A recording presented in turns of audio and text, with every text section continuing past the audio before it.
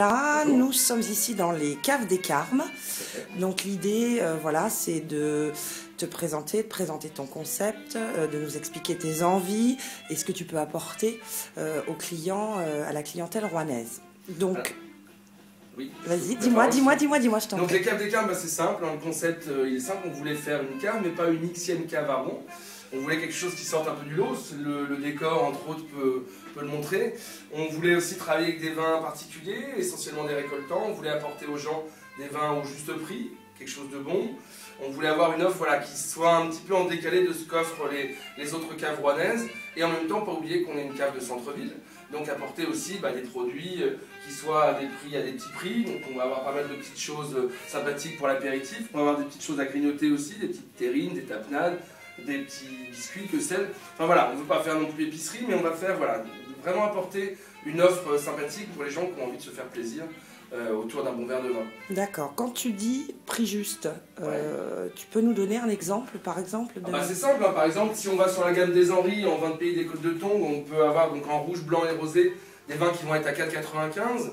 Donc c'est vraiment intéressant. Travailler, donc c'est un propriétaire récoltant qui en plus travaille en bio et qui fait des vins voilà, qui sont vraiment très très bons, très fruités, très gourmands, idéal pour l'apéritif ou même pour aller sur le repas derrière, pour se faire un petit repas entre copains. On va faire des choses, forcément on va travailler aussi la gamme Ubi, très belle gamme de vin avec un joli vin très fruité qui est soit fruité soit un petit peu sucré. On peut aussi travailler des choses en vin étranger qui sortent un petit peu du lot. On va travailler donc sur pas mal de vins étrangers type italien, espagnol, chilien, australien. Dans les italiens par exemple, pour n'en citer qu'un, on a un très joli Lambrusco. Ça à l'apéro c'est assez surprenant, des petites choses comme ça, des petites bulles rosées sur un Lambrusco italien. Pareil, on est aux alentours de 7 €, c'est pas des prix excessifs. Et puis après on a toute une gamme aussi de vins de Loire, de Bordeaux bien sûr, de Champagne, d'Alsace, enfin que ça bien évidemment on est une cave avant tout. D'accord. Mais l'idée de monter une cave n'est pas venue par hasard, j'imagine. Non, mais moi je travaille déjà dans une cave, je travaille dans une cave depuis pas mal d'années. J'avais des envies d'évolution, tu vois, voilà, 40 ans depuis quelques jours.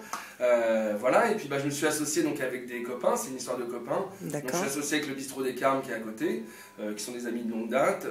Et puis voilà, on a fait une histoire de potes. Et l'idée, c'était de retranscrire un peu cette idée de vin de copains, vin de plaisir, voilà, faire une cave qui est vraiment axée sur le vin de plaisir, et puis où les gens viennent quand ils ont envie vraiment de boire un coup entre copains et de se faire plaisir et de ne pas tomber sur des vins qui soient hors de prix. D'accord. Tu me parlais de récoltants, etc. Donc tu as une manière bien précise de travailler, de goûter les vins, de faire tes choix. Exactement. Comment tu procèdes ? En fait, moi je fais confiance à des fournisseurs et qui travaillent, c'est surtout des plateformes de récoltants qui se mettent ensemble. On travaille à 95% avec des récoltants, donc qui apportent leur savoir-faire. Et puis quand on fait goûter un vin, on sait comment il est fait, on sait qui travaille derrière, on est capable d'en parler. C'est-à-dire que les gens savent ce qu'ils vont avoir dans le verre. D'accord. Voilà. Ok. Est-ce que tu as des produits locaux, entre guillemets? Est-ce que tu as des récoltants du coin? En récoltant du coin, il n'y en a pas beaucoup en vin, mais par contre j'ai effectivement des calvins, voilà, c'est pour ça que j'ai du cidre du Calvados, pareil, donc en récoltant propriétaire, un cidre du pays de Bray et un Calvados qui est pas loin de quand on remonte du côté de Dieppe. D'accord, voilà. Est-ce que tu peux nous étayer un petit peu ta gamme d'alcool dur? Alcool dur, tout ça. Non, mais donc on a fait une belle sélection de whisky. Et de bourbon, parce que ça je pouvais pas passer à côté. Sur des produits qui sortent un petit peu de l'ordinaire, on va aller par exemple, on a un très beau japonais ici sur Nikka. Voilà, ça il faut goûter, les japonais ils font des whiskies qui sont vraiment très surprenants, avec beaucoup de fruits, des arômes très, très maltais. Ça c'est vraiment sympa à goûter. Et puis on a rentré aussi donc un Calvados, je l'ai cité, mais aussi un Bazarmania qui est un cognac qui est situé sur l'île de Ré. Peu de gens le savent, mais sur l'île de Ré, il y a de très belles vignes sur l'île de Ré qui font partie de la plus grande appellation de cognac, qui est la fine Champagne. D'accord. Voilà. La grande Champagne, pardon. D'accord.